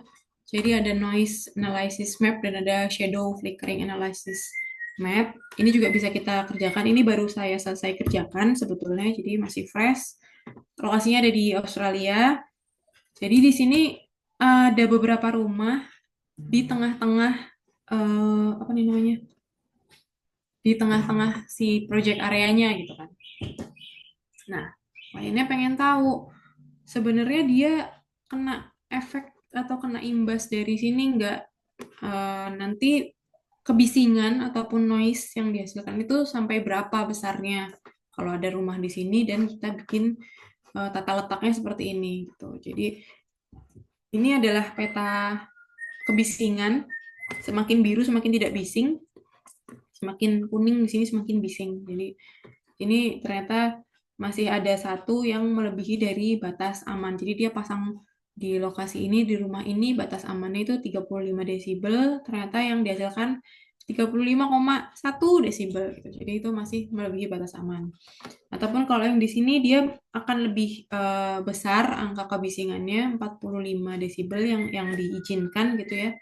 Dan ini bisa memenuhi syarat semuanya. Jadi rumah-rumah yang di sini itu akan mendengar kebisingan tidak lebih dari 45 desibel ketika semua wind turbine ini bekerja ataupun beroperasi. Karena berisiknya kayak apa sih gitu kan? Itu karena sangat besar ya blade-nya. Jadi setiap kali kibasan itu akan bunyi tek gitu. Tek, tek. Itu kalau selama 24 jam penuh dia akan muter, berisik juga kan rasanya. Dan itu ada banyak turbin yang belum tentu mereka akan muternya bareng gitu. Makanya dibutuhkan adanya analisis kebisingan. Kalau yang selanjutnya shadow flicker, bayangan, balik lagi ya, karena dia berputar si blade-nya, kemudian sesekali pasti akan menutupi rumah ataupun orang ataupun apapun itu yang ada di bawahnya atau di sekitarnya gitu. Jadi daerah-daerah ini yang di sini nih masih kena shadow atau flicker. Kalau noise ini kan tadi atau kebisingan kita pakai unitnya desibel. Kalau shadow flicker ini kita pakai unitnya itu waktu. Jadi berapa lama lokasi tersebut akan tertutupi. Misalkan ini nih kita lihat di sini ini ada logo mataharinya nih kecil sorry. Di titik ini ternyata setiap tahunnya lebih dari 100 jam itu akan tertutupi rumah itu. Jadi tertutupinya juga nggak akan full ketutup ya, karena ya kita tahu ya anak meteorologi tahu nih kalau matahari nggak melulu ada di situ, misalkan agak geser ke utara dikit atau agak geser ke selatan dikit gitu. Itu akan ngaruh. Kemudian dari kibasan si bilahnya atau blade-nya itu juga akan berpengaruh. Jadi ketutupnya itu bukan sepenuhnya tertutup bayangan, tapi sekali-kali akan ada kedipan. Jadi makanya sih namanya ada shadow, ada flicker. Flicker itu kedipan. Jadi ketutup terus buka lagi, ketutup lagi, buka lagi. Nah, itu akan cukup mengganggu gitu. Makanya di sini disiapkan ada ambang batas aman untuk dari si shadow flicker dan juga noise. Itu yang juga harus diperhatikan atau dipertimbangkan ketika kita membuat tata letak dari turbin. Tuh. Selanjutnya, ini studi kasus yang kedua. Ada istilahnya measurement campaign. Bahasa Indonesia agak aneh sih sebenarnya. Kampanye pengukuran. Atau bagaimana kita membuat pengukuran dulu nih sebelum kita akan oke, fix kita akan bangun di sini gitu. Nggak boleh kayak gitu. Kita harus tahu dulu anginnya berapa. Kalau diukur selama sebulan bagaimana, diukur selama 1 tahun bagaimana. Beda ya, udah belajar meso dan sinoptik kayaknya. Jadi kita akan ada diurnal pattern, kita akan ada monthly pattern juga. Kita akan melihat bagaimana angin ketika bulan Juni, Juli, Agustus, terutama di daerah selatan, ataupun di bulan-bulan Desember, Januari, Februari, itu kalau di Indonesia. Nah, karena saya juga mengerjakan di daerah lain, monthly pattern-nya akan jauh berbeda. Untuk itu, di measurement campaign ini, kita biasanya akan meletakkan device atau alat pengukuran itu selama minimal 1 tahun. Jadi kita bisa melihat monthly pattern-nya seperti apa. Biasanya anginnya itu kencangnya di bulan apa kayak gitu. Jadi ini di sini kasusnya adalah sudah ada fix boundary project-nya, kemudian sudah ada tata letak turbin atau turbin layout-nya yang udah kita kerjakan sebelumnya gitu ya. Nah, kalau dengan lokasi yang seperti ini, tadi klien tuh mintanya cuma 500 MW. Jadi kita dengan 80 turbin ini sudah cukup untuk dapat 500 MW secara total installed capacity. Tapi kalau hasil energinya nggak segitu ya. Jadi 500 MW itu sudah cukup di sini. Terus ketika turbinnya nanti akan diletakkan di sini, sebaiknya di mana kita meletakkan titik pengukurannya. Titik pengukurannya itu bisa metmas, bisa solder, ataupun lidar. Dulu waktu saya masih kuliah soldernya itu sering nyala, ada anak TA yang make, nggak tahu sekarang. Mungkin kalian bisa lihat-lihat ya bentuk solder atau lidar itu seperti apa. Jadi solder dan lidar ini sebenarnya tidak terlalu direkomendasikan, tetap yang utama pakai metmas, jadi manual gitu pengukurannya, atau pengukuran secara langsung, kan ada direct measurement, ada remote sensing measurement gitu ya. Kalau solder dan lidar ini kan termasuknya remote sensing. Nah, jadi untuk lokasi seperti ini, seluas ini dengan 500 MW, itu cukup Kak. Kalau kita cuma naruh satu metmas, bisa pakai bantuan solder dan lidar gitu. Kemudian berapa banyak metmas yang dibutuhkan, Ini ada rule of thumb ataupun best practice yang biasa dipakai di industri. Jadi untuk simple terrain, ya udah yang datar aja nggak ada apa-apanya, sawah gitu misalkan. Itu satu medmas dia bisa merepresentasikan sekitar 5 km area di sekitarnya. Tapi ketika areanya kompleks seperti ini, itu biasanya satu medmas itu hanya merepresentasikan kurang lebih 2 km. Tuh, jadi ini juga harus dipikirkan. Kemudian tinggi medmasnya berapa? Nah, misalkan udah tahu nih mau pakai ketinggiannya 140 aja deh. Tahu dari mana? Bukan. Tahu dari WinMap yang sebelumnya. Ternyata di 140 sudah cukup bagus. Kemudian dia bandingkan dengan 120. Oh, di 120 ternyata jauh nih perbedaannya. Artinya menandakan bahwa shear-nya tinggi. Apa itu? Nah, coba sambil dibaca-baca lagi nanti ya. Kemudian tingginya berapa dan butuh anemometer berapa banyak. Itu juga harus dipikirkan ketika akan menyiapkan measurement campaign ini atau pengukurannya ini. Jadi di slide. Nah, ini untuk hasil yang seperti ini, di sini diletakkan 2 medmas sudah cukup karena dari WinMap yang kita punya itu menunjukkan kalau anginnya tidak terlalu berbeda walaupun elevasinya cukup beda-beda gitu ya. Kemudian arah anginnya juga cukup uniform, jadi kita putuskan untuk meletakkan hanya 2 medmas. Di sini satu, di sini satu. Kemudian bagaimana prosesnya? Nah, ini contoh medmas. Ini contohnya ketinggiannya 160. Lokasinya yang saya ambil ini lokasi di Australia. Jadi ini ketinggiannya 160 meter. Sebenarnya nggak ada rule atau nggak ada regulasi ataupun nggak ada standar resmi untuk berapa sebaiknya ketinggian medmas. Tapi beberapa tahun yang lalu dari PLN mensyaratkan bahwa medmas yang datanya bisa dipakai untuk mengajukan tender gitu ya. Karena di industri kan kita mainannya kayak gitu tuh, tender jual beli. Nah, itu yang bisa dipakai yang ketinggiannya 80% dari total hub height. Jadi let's say hub height-nya nanti 100 meter, berarti minimal ketinggian medmasnya itu 80 meter. Walaupun semakin tinggi medmasnya semakin baik. Jadi kalau bisa sama gitu sama si medmasnya karena akan mengurangi angka ketidakpastian dari proses ekstrapolasi ketinggiannya. Tuh, jadi ini base conditionnya. Di atas ada 2 anemometer dan anemometer yang dipakai yang top tiernya. Jadi ada kalau di industri wind energy mereknya itu ada wind sensor dan ada TIS first class anemometer. Ya ada 2 ini yang masuk tier 1-nya. Merek lain masih belum, jadi 2 merek ini aja.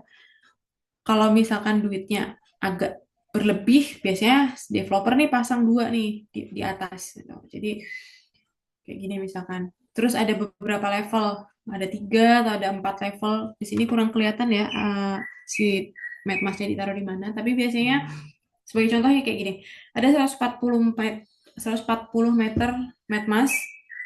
Medmasnya ketinggiannya 140 meter. Masing-masing levelnya itu ada 2 anemometer berpasangan di 140, 120, 100, dan 80. Ini akan sangat bagus. Kalau datanya full, terekam semuanya, kemudian datanya akan sangat bagus. Kenapa? Karena kita jadi bisa menghitung shear atau gaya geser ke atas angin. Shear-nya bagaimana? Kita juga bisa melihat anginnya ini dari 2 arah gitu. Jadi kita pasangnya berlawanan arah prevailing wind. Ketika anginnya datang dari arah timur, jadi si anemometer itu dipasang dengan menggunakan boom. Jadi misalkan kayak gini ya. Ini karena kurang jelas, sorry. Ini medmas utamanya, main medmasnya. Kemudian ini ada namanya boom. Jadi boom ini untuk meletakkan anemonya di ujung-ujungnya gitu. Jadi ketika anginnya datang dari timur, dia harus letakkannya tegak lurus. Jadi boomnya ini harus menghadap ke utara dan selatan. Gitu. Jadi nanti kita hitung. Misalkan di sini ada kerusakan, kita masih punya 1 sensor untuk melengkapi datanya. Itulah kenapa disebut base condition. Walaupun pada prakteknya nggak semua medmas punya 2 anemometer di setiap ketinggiannya. Dan jangan lupa medmasnya harus dikalibrasi di laboratorium yang terakreditasi. Ini contoh kalibrasinya. Jadi nanti dimasukin ke dalam tunnel, ada wind tunnel, dimasukin ke tunnel, dicek bagaimana hasilnya gitu. Kemudian jangan lupa harus disiapkan juga ada wind vane untuk mengukur direction, kemudian sensor untuk mengukur tekanan, suhu, dan juga relative humidity. Ini akan sangat membantu ketika menghitung energi production-nya gitu. Nah, jangan lupa yang utama harus comply atau harus cocok gitu ya dengan standar internasional. Harus semuanya mengikuti standar gitu. Standar yang saat ini ada salah satunya IC 61451 tahun 2022. Mungkin nanti bisa dicari-cari apa sih ini isinya. Ini berbayar, jadi mungkin kalian bisa lihat summary-nya atau gimana. Ada pasti di internet. Oke, kita masuk ke Wind Data Monitoring. Jadi ketika medmasnya sudah siap, medmasnya ini akan merekam data, ya banyak data yang akan dia rekam. Jadi ini contohnya ada medmas, ini lokasinya di sini, ketinggian ini 463 ini bukan ketinggian medmas tapi elevation, ketinggian lokasinya. Time zone-nya masih sama seperti di Indonesia, di Jakarta, di Bandung. POR adalah period of record. Data direkam mulai 19 Maret 2023. Data selesai direkam di 3 Juni 2024. Jadi lamanya lebih dari 1 tahun. Length of time step-nya 10 menitan data. Kemudian di sini dia sudah ada calm threshold, jadi di bawah 3 meter per second dihitungnya calm. Kalau di ketinggian yang cukup tinggi, 140. Kalau datanya ini saya masukin ke softwarenya itu Windographer namanya, bentuknya seperti ini. Nah, bentuknya jadul banget, tapi lagi-lagi ini sangat powerful, jadi bisa menghitung semua proses pengolahan data di sini, termasuk proses statistiknya. Kemudian, nah ini bisa dibaca ya. Jadi ternyata ketika kita masukin datanya ke Windographer, kita bisa lihat bahwa ada beberapa sensor yang menangkap nilai-nilai aneh di sini. Nah, ketika kita melakukan measurement campaign, kita juga harus memonitor kalau datanya seperti ini kita sebutnya flat line. Ya, karena garisnya datar gitu ya. Jadi ketika ini harusnya atas ini meter per second, jadi data dari beberapa anemometer, bisa dilihat di sini, di ketinggian 140 meter ada 2 anemo, ketinggian 120 meter ada 2 anemo, ketinggian 100 meter dan 80, jadi ini datanya datar, berarti menandakan bahwa ada kerusakan di sensornya. Atau nggak datar tapi aneh, kayak gini misalkan. Yang bawah ini wind direction, berarti data dari wind vane. Jadi menunjukkan nggak sinkron. Jadi kita di sini ada 3 level untuk wind vane-nya di 96, 116, dan 136. Ada 3 level, tapi ternyata ada 1 level yang berbeda dengan yang lain. Kemudian di bawah temperaturnya aman. Tuh, jadi kita harus proses dulu datanya sampai akhirnya menjadi seperti ini. Ini udah selesai nih, udah selesai kita proses. Jadi kita bisa dapat angka monthly average-nya, dapat data recovery-nya, ini monthly-nya dari data coverage rate, data recovery rate, kemudian sampai dengan min, median, maksimum, minimum, dan sebagainya, semuanya ada di sini. Jadi kita nggak hitung manual pakai Excel lagi, kita udah pakai software, tapi masih sama ya tujuannya untuk mendapatkan summarize dari data itu sampai gambar seperti ini. Jadi ini adalah gambar atau grafik wind shear. Terlihat di sini angka dari wind shear-nya alfanya itu 0,237. Dapatnya dari mana? Dari mana? Ayo. Dari rumus ya. Nanti ada di slide selanjutnya. Ini anginnya, ternyata anginnya hanya datang dari satu arah, dari sisi sebelah timur. Kita bilangnya east northeast 67,5. Ini monthly pattern-nya.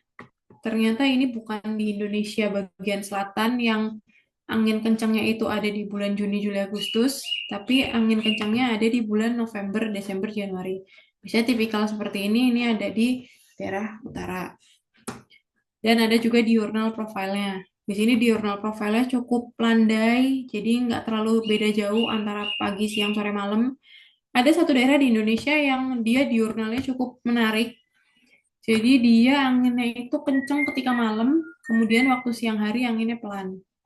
Nah, daerah itu ternyata iradiasi mataharinya cukup baik di siang hari. Jadi kalau misalkan di combine itu cukup baik datanya, ketika siang itu bisa full pakai solar, ketika malam itu bisa pakai angin. Tapi lagi-lagi itu hanya di bulan-bulan tertentu, karena namanya angin ya, kita pasti punya monthly pattern seperti ini.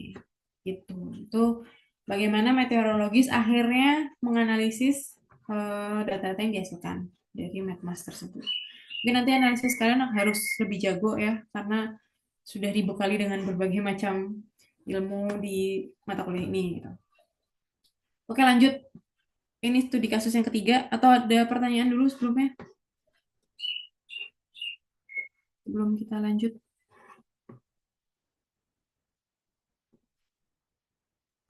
Oh, iya. Nggak ada, aman? Oke, kita lanjut. Oh, ada. Silahkan. Nggak kelihatan namanya. Yang angkat tangan silahkan. Orang ya. Perkenalkan, Ibu, perkenalkan nama saya Muhammad Zaki Zaidan. Ini Zoom-nya rame-rame tapi saya yang nanya. Apa? Silahkan. Saya mau nanya kan saya mau nanya kan tadi untuk perencanaan pembangunan turbin angin itu kan harus dilihat dari peta anginnya dulu ya. Kayak misalkan potensi paling gedenya di mana gitu. Nah, tapi untuk perencanaan itu harus melihat variabilitas iklim juga nggak, kayak El Nino, La Nina itu kan juga bisa mempengaruhi angin gitu, Bu. Terus untuk antisipasinya kan biasanya kalau ENSO itu kan nggak pasti sama gitu terjadinya di bulan yang sama tapi tahunnya berbeda gitu. Itu buat antisipasi untuk ini pertanyaannya sebenarnya bridging untuk ke case study selanjutnya, karena akan kita bahas bagaimana cara menentukannya. Jadi betul, apalagi di daerah kita dan di Filipina, ENSO akan sangat berpengaruh. Jadi data yang kayak gini nih, misalkan if we want to start from the scratch, then we will start from the wind map kan. Nah, di wind map ini yang kalian lihat ini sudah merupakan data long term. Jadi datanya ini datanya sebenarnya dari IRA5. Pasti nggak asing kalian dengan IRA5. Data satelit yang kita pakai dari tahun 2003. Jadi kita elaborate semuanya sampai akhirnya mendapatkan data seperti ini. Jadi ini merupakan data long term. Jadi ketika ada El Nino sebenarnya dia akan membuat anginnya, kalau ya El Nino lebih kencang apa lebih pelan? Lebih kencang ya? Bener ya? Bener kan Pak Mamat ya? Nah, ketika itu nanti jadi energi produksinya akan meningkat. Tapi belum tentu di tahun itu ada El Nino, tahun selanjutnya mungkin malah kejadiannya La Nina atau anginnya nanti akan lebih pelan gitu. Itu akan sangat mungkin terjadi. Jadi apa yang kita butuhkan untuk menghadapi itu adalah bagaimana kita melakukan perhitungan estimasi energi produksi. Nah, ini akan disampaikan di sini, energy production estimate. Jadi, mungkin tadi kalian udah lihat ya flowchart ini di depan. Saya akan masukin lagi ke sini karena ini akan step by step-nya gitu. Jadi nanti kita akan hitung si long term wind speed-nya untuk melihat bagaimana historical datanya. Kalau ada El Nino jadinya kayak gimana gitu. Termasuk nanti kita di situ menentukan maksimum wind speed yang mungkin dilewatin di situ. Atau kalau di bahasa industri kita akan bilang extreme wind speed. Jadi kita akan tentukan juga extreme wind speed-nya. Nilai extreme wind speed akan menentukan turbin apa yang akan kita gunakan. Karena beberapa turbin mungkin dia nggak kuat nih ketika extreme wind speed-nya mencapai let's say 45 meter per second gitu. Kayak di Filipina tuh sangat mungkin terjadi ya angin sebesar itu. Itu. Jadi uh, nggak bisa nih pakai turbin A, tapi turbin B bisa dia mencakup sampai angka segitu. Ataukah dengan shutdown si turbinnya atau memang sudah dilengkapi dengan gear yang seperti apa itu ada juga. Gitu. Jadi nanti akan dijelaskan di slide selanjutnya.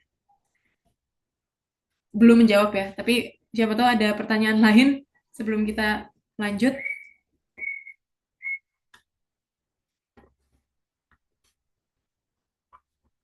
Gak ada. Oke, begitu kita lanjut. Jadi tadi kita udah sekilas belajar tentang bagaimana meletakkan turbin dan bagaimana kita memproses data dari mulai nggak ada apa-apa sampai bikin MatMask-nya naruh di situ, merekam data selama 1 tahun, kita proses datanya. Proses pertama disebut review and validation of metadata and site information. Ketika kita udah beres nih, datanya udah bersih, udah rapi, udah muncul seperti ini. Nah, ini kita bilang data kayak gini tuh data cantik ya, data bersih dan rapi. Karena udah nggak ada yang aneh-aneh lagi, nggak ada yang keluar jalurnya.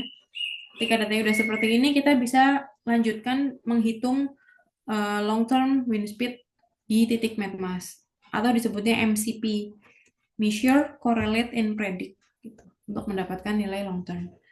Kemudian kita juga akan menghitung, mengekstrapolasi si wind speed-nya ke titik hub height. Jadi misalkan tadi karena hemat-hemat nih developernya, jadi dia bikin MatMask-nya cuma di 80% dari hub height-nya. Hub height-nya 100, ternyata dia cuma bikinnya 80 meter gitu. Jadi makanya itu dia harus menghitung, mengekstrapolasi angkanya supaya mendapatkan angka wind speed di titik hub height-nya. Kemudian masuk ke bagaimana kita memodelkan si wind resource spatial distribution. Sebenarnya ini bahasa gampangnya wind map. Tapi wind map ini akan lebih baik jika kita bisa menyesuaikannya dengan data aslinya, data dari MatMask. Sampai nanti ketika kita udah dapat semuanya, kita bisa mulai menghitung energi production-nya, termasuk nanti losses dan uncertainty di sini. Ini contoh losses kayak gini ya. Ada turbine flow effect, ada availability, ada electrical, turbine performance, environmental, dan juga curtailment atau pemotongan. Oke, ini tadi tahun 2023 misalkan ada angin yang agak lebih kencang nih di sini. Tapi tahun sebelumnya ternyata anginnya cukup rendah. Nah, ini gimana nanti menyiasatinya? Sementara kita cuma punya data itu segini aja, data yang kita rekam. Karena baru dibikin nih, baru dibangun 2023, baru terekam, baru ada 1 tahun. Ini data kita, ini reference data. Kemudian, apa yang harus dilakukan? Kita korelasi datanya. Jadi kita hitung. Korelasinya di sini ada beberapa metode yang paling umum digunakan. Gampang, linear.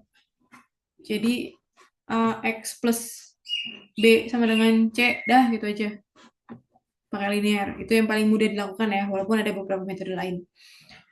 Akhirnya ketika kita udah mengkorelasikan, kita bisa memprediksi historical datanya. Jadi di sini kita tahu, oh iya ternyata benar ada El Nino yang membuat si angin di tahun itu turun atau naik dan lain sebagainya. Nah, pola-pola ini nanti akan dipakai untuk menghitung energinya gitu. Jadi selanjutnya yang, ada pertanyaan dulu nih. Pertanyaannya adalah, ini yang bisa jawab dapat hadiah loh, beneran loh, tapi belum ada yang bisa jawab.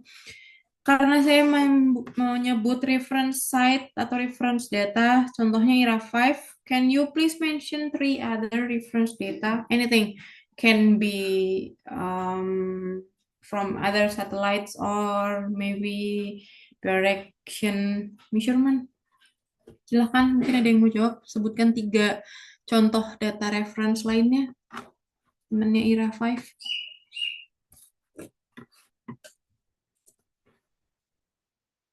Yuk, ada yang mau jawab?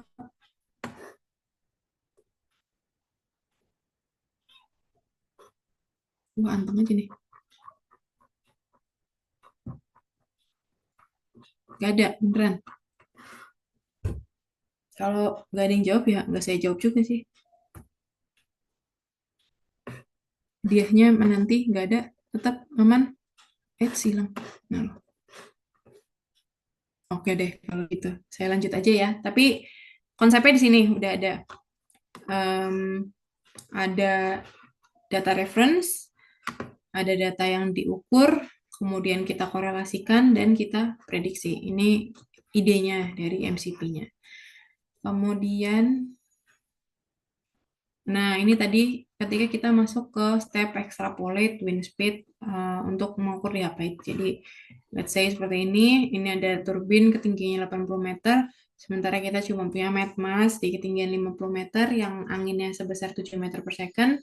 Berapa angin yang akan ditangkap oleh turbin ini di ketinggiannya dia, ketinggian hubnya. Jadi kalau turbin yang kita pakai itu ketinggian hubnya, bukan ketinggian pit atasnya ini. Jadi ini bisa dihitung dengan menggunakan shear profile. Ini cara menghitungnya ada di sini. Saya menghitung pakai software, tapi dasarnya dari sini ya, sama. Ini yang didapatkan. Jadi di sini ada power law eksponen dan ada dari angka surface roughness. Kalau yang alpha di sini tuh refernya ke sini, ke power law eksponen. Jadi alfanya didapat 0,244 dari berapa ketinggian? 5 ketinggian. 1, 2, 3, 4, 5 ketinggian. Kita dapat alfanya sekian. Mungkin kalau kita hanya pakai beberapa aja, nggak semuanya, misalkan 2 atau 3 aja, ya angkanya beda gitu, nggak segini. Oke. Nah, selanjutnya ada juga ini untuk tadi wind map-nya. Jadi wind map-nya ini akan sangat dekat dengan meteorologi yang akan kalian pelajari di semester selanjutnya, ataupun semester ini udah belajar metode numerik. Jadi kita pakai hasil model dari numerical weather prediction. Yang kita pakai itu data WRF atau WRF. Nah, nanti data WRF-nya ini akan digabungkan dengan data microscale. Data microscale itu apa? Data yang kecil-kecil, seperti elevation dan roughness. Kemudian kita dapat nih wind map-nya dan kita adjust dengan site data ataupun dengan si data dari metmasnya itu. Jadi secara simpelnya begini kayak gini ya. Jadi dari mesoscale di sini kalau dari UL kita punya merek sendiri namanya SiteWind. Dari SiteWind ini kita berasal dari data mesoscale, dari data WRF. Kita ambil data statistiknya, kemudian kita combine dengan terrain dan surface sampai mendapatkan data wind map atau kita sebutnya WRG, Wind Resource Grid, atau WRB, Wind Resource Binary. Gitu. Di sini kita bisa hitung pakai beberapa sektor untuk arah anginnya. Biasanya pakai 12 arah angin. Ada juga pakai 16. Beda-beda. Ini tergantung bagaimana model atau analisnya mencoba melakukan pemodelan. Oke, ini step selanjutnya. Balik lagi ke OpenWind. Jadi di sini bagaimana kita menghitung energi pada akhirnya. Jadi outputnya yang dilakukan dari awal itu apa sih? Outputnya adalah untuk dapat energinya sekian, capacity factornya sekian. Kemudian ini contohnya, jadi ini yang tadi kita udah bikin ya di awal pura-puranya. Jadi ini ada layout baru. Kemudian di sini ada kita istilahnya neighbor wind farm atau tetangga wind farm. Ini kita turut perhitungkan karena akan ada efek yang ditimbulkan dari wind farm tetangga nih untuk wind farm kita. Wind farm kita ceritanya yang ini doang nih, yang ada di dalam si batas ini. Nah, ini punya tetangga. Tapi punya tetangga nih ternyata ngasih impact. Entah itu impact baik ataupun nggak ada impact sama sekali. Gitu. Atau impact jelek.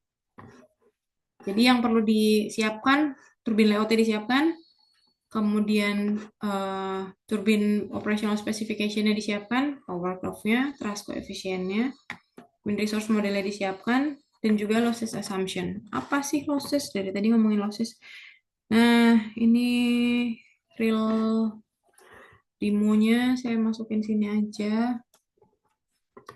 Nah, ini contohnya. Jadi tadi si kertasnya udah digambar nih. Nah, kita bisa lihat di sini, bisa di zoom out, zoom in. Ya sama aja lah ya, kayak lihat Nggak tahu deh kalian apakah pakai QGIS atau enggak, tapi tampilannya agak mirip dengan QGIS. Nah, ini turbin layoutnya bisa nyala matiin. Oh, ini tadi yang saya bilang elips, bentuk elipsnya. Jadi bentuk elipsnya kita bisa ubah-ubah. Ini saya pakai 2 rotor diameter dan 7 rotor diameter. Arahnya 45 karena anginnya dari arah northeast, timur laut. Iya, timur laut. Kemudian kita harus masukin angka spesifik juga di sini. Jadi ada istilahnya site air density. Defaultnya angkanya 1,225. Itu kalau di permukaan laut. Ingat nggak itu ada di slide-nya Pak Mamat 1,225. Nah, tapi karena ini lokasinya agak di ketinggian, jadi semakin kecil ya angka air density-nya karena densitas udaranya berkurang. Set altitude-nya 573 karena ada di ketinggian. Ini kita pilih turbinnya apa. Saya sudah siapkan beberapa, tapi kita mau pakai cold wind. Kemudian ada macam-macam sih di sini. Kita bisa cek. Nah, ini ada namanya sektor manajemen. Jadi ada ketika turbinnya ini sangat berdekatan dengan yang lain, misalkan. Nih, turbinnya mepet-mepet nih, kayak gini nih. Jadi ketika si anginnya datang dari timur laut, mengenai turbin T38, turbin T39, dan turbin yang ada di belakangnya itu terimbas. Tapi ternyata angka angin di sini tuh akan lebih besar ketimbang di depannya. Jadi bisa aja nanti dilakukan T38 ini mau dimatiin deh kalau anginnya datang dari arah timur laut. Nah, itu bisa dilakukan. Jadi kita juga bisa hitung secara desktop. Kita hitung dari model, kita masukin angka-angkanya di sini. Jadi turbin mana yang mau dimatikan, turbin mana yang mau dinyalakan. Termasuk di sini ya. Gitu. Nah, ada turbin. Kita bisa lihat turbinnya di sini. Ada macam-macam. Harus masukin rated capacity-nya, rotor diameternya, hub height-nya bagaimana, cut in dan cut out. Cut in ketika dia mulai memproduce energi dengan minimal wind speed-nya 2,5, ataupun cut out. Jadi ketika anginnya lebih dari segini, dia nggak akan produksi, mati dia. Ataupun ya angkanya segitu aja gitu. Plate-nya yang umum di pasaran 3. Kemudian ini angka yang lain, spesifikasi yang lain. IC kelasnya S, IC kelas ini dia menentukan angin di daerah tersebut kencang atau enggak, cocoknya dengan turbin yang mana. Kalau yang ini kebanyakan sekarang IC kelasnya S ataupun customize. Sesuai permintaan klien, nanti OEM akan membuatkan. Nah, kita bisa masukin angka noise di sini. Kalau kita mau menghitung tadi ya di awal ada noise map, jadi kita masukin dulu nih ketika anginnya 10 meter per second, kebisingan yang dihasilkan berapa, itu kita bisa masukkan di sini. Ada juga angka power curve yang menentukan tadi udah sempat disinggung di awal. Kalau anginnya sekian, daya yang dihasilkan berapa. Ada juga di sini namanya thrust coefficient, jadi daya pengurang dari si wind turbine itu, dan macam-macam. Yang umum dipakai, yang wajib ada itu power curve ya, dan thrust coefficient. Oke, udah siap semuanya. Di sini udah ada wind map-nya. Nah, ini kalau teman-teman mau lihat arah anginnya datang dari mana, ini ya, tuh lihat windrows. Ini windrows-nya ternyata ada dari 2 arah anginnya, dari arah northeast dan juga southwest. Nah, ini kita bisa lihat apakah dia berbeda di setiap titik. Nah, ini coba kalau diamati baik-baik akan beda ya. Kayak di sini dia hanya dominan dari northeast. Ketika kita semakin menuju ke utara, ada juga angin-angin yang dari southwest kayak gitu. Oke, kalau udah ya udah. Karena ini best practice yang ada di industri, kita akan hanya dengan klik kita dapat energi production yang dihasilkan. Sorry, lossesnya belum. Nah, ada juga perhitungan losses. Buat apa losses itu? Misalnya kayak gini.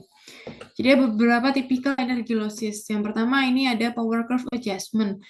Angka power curve itu tuh udah bener nggak? Itu kan baru teori aja nih, baru angka aja. Realnya sama nggak? Gitu.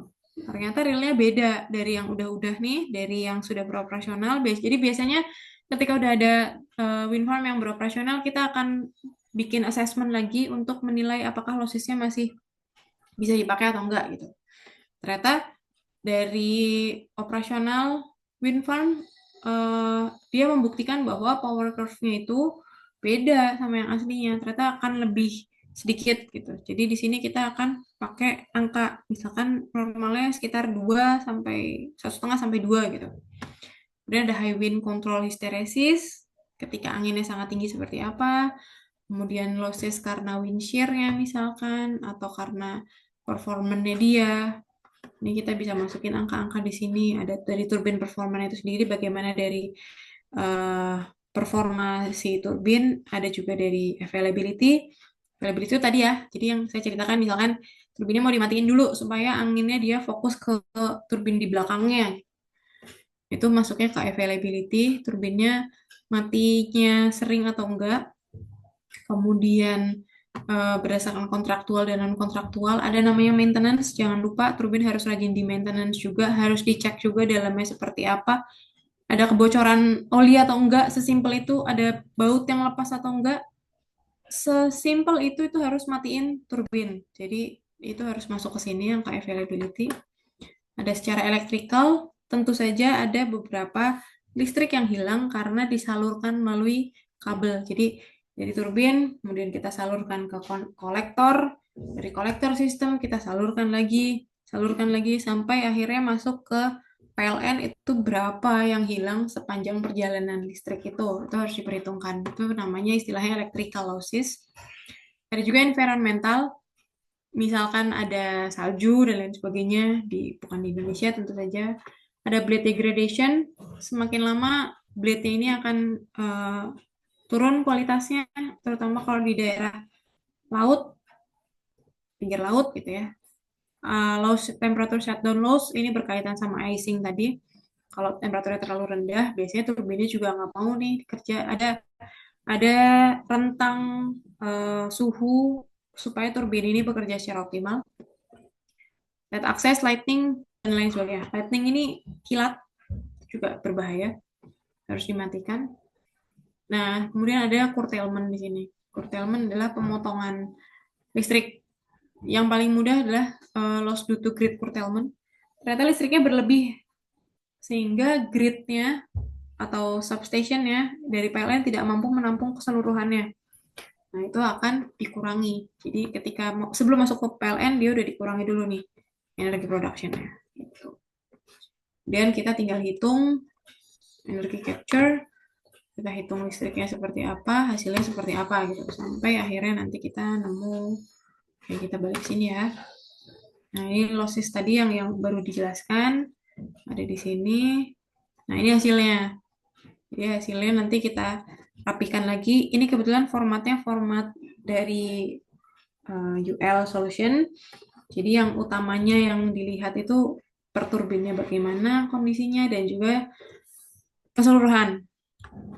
Nah, mungkin di sini ada yang bisa membedakan kenapa di sini ada rated power pakainya megawatt, plant capacity 300 megawatt, tapi di sini megawatt hour.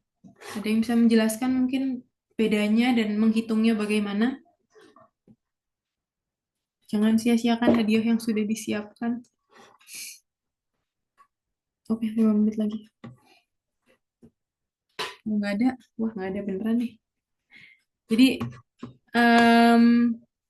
ada power, ada energi production. Itu yang harus dibedakan di sini. Dan ada juga yang disebut, mana ya? Sorry. Ada juga yang disebut dengan capacity factor. Jadi, ini yang sebagai acuan, capacity factornya berapa. Kemudian ada juga ini di sini production-nya yang dilihat adalah angka ini ya, net plant production-nya. Kemudian di sini ada ini plant capacity total yang terinstall, dan ini adalah yang dihasilkan selama 1 tahun. Dan ini net capacity factor-nya. Inilah akhirnya kita bisa menghitung ini gitu dari awal. Gitu. Jadi, nah ini mungkin sekedar tambahan aja, saya percepat. apa yang harus dipelajari, ya semua lah ya. Itu akan sangat membantu teman-teman buat menganalisis. Apapun yang bikin kalian passion, jangan lupa hal-hal di luar kelas juga tetap harus dikuat, terutama untuk skill-skill manajemen, presentation, speaking. Dan ini sebagai summary sedikit aja. Jadi sebenarnya prosesnya itu panjang dan butuh banyak kapabilitas untuk membuat sebuah wind farm dari greenfield sampai operasional, bahkan sampai nanti repowering.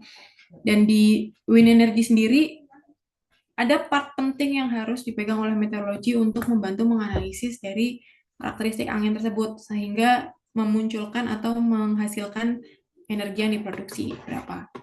Dan jangan lupa wind resource assessment yang saya jelaskan selama 2 jam ini ternyata udah selesai ya 2 jam. Itu hanya sebagian yang sangat kecil dari step-step yang ada di development dari wind energy itu. Jadi, tapi walaupun ini step yang sangat kecil, ini adalah step yang penting karena ini untuk menentukan apakah proyeknya lanjut atau nggak jadi. Gitu. Dilihat dari angka capacity factor. Oke, sekian aja. Terima kasih sudah mendengarkan. Semoga bisa dipahami. Kalau nggak paham, mungkin bisa cek di website ataupun langsung hubungi saya. Terima kasih sebelumnya.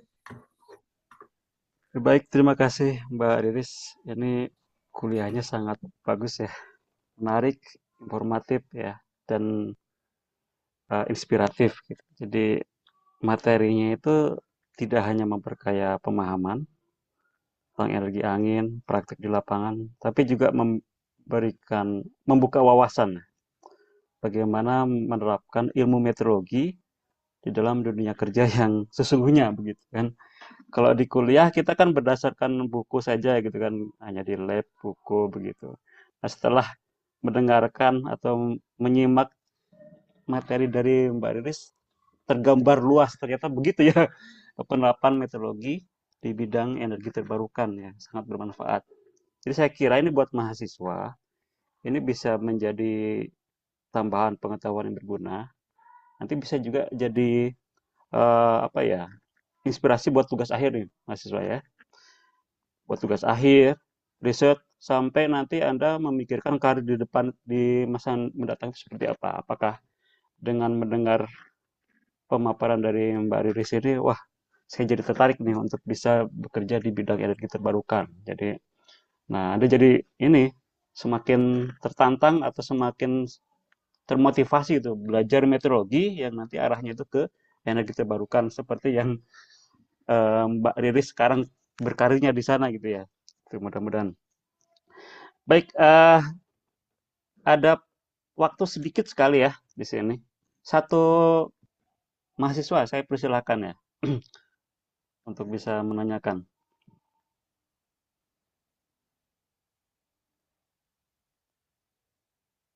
Sebenarnya yang tadi pertanyaan apa namanya turbin angin terbesar itu ada di materi sebelumnya. Kenapa mahasiswa enggak ini ya? Oke, ada pertanyaan nggak?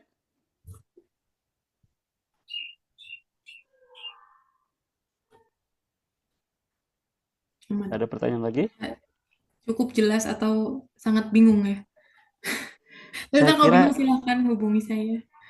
silakan ya nanti kalau misalkan ada apa namanya pertanyaan bisa langsung menghubungi Mbak Riris ya mungkin ada alamat emailnya nanti bisa disampaikan oleh Mbak Riris.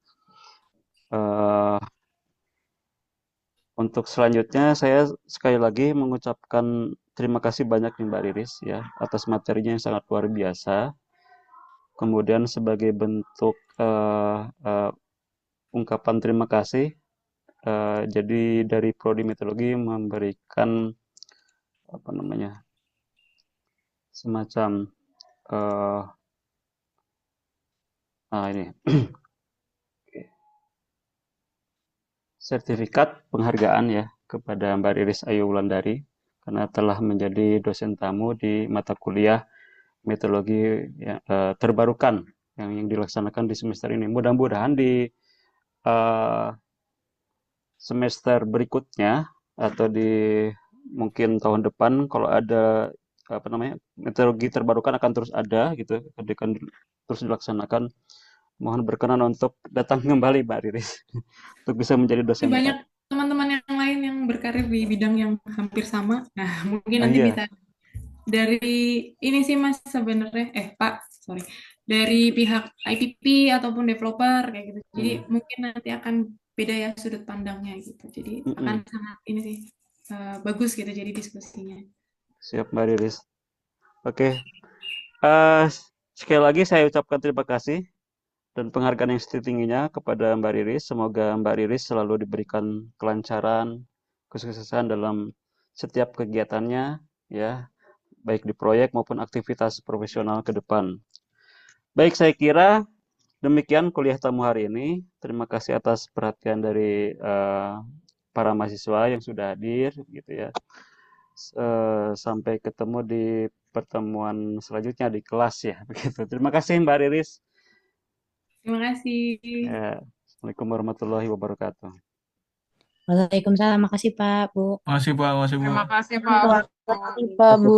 Bu.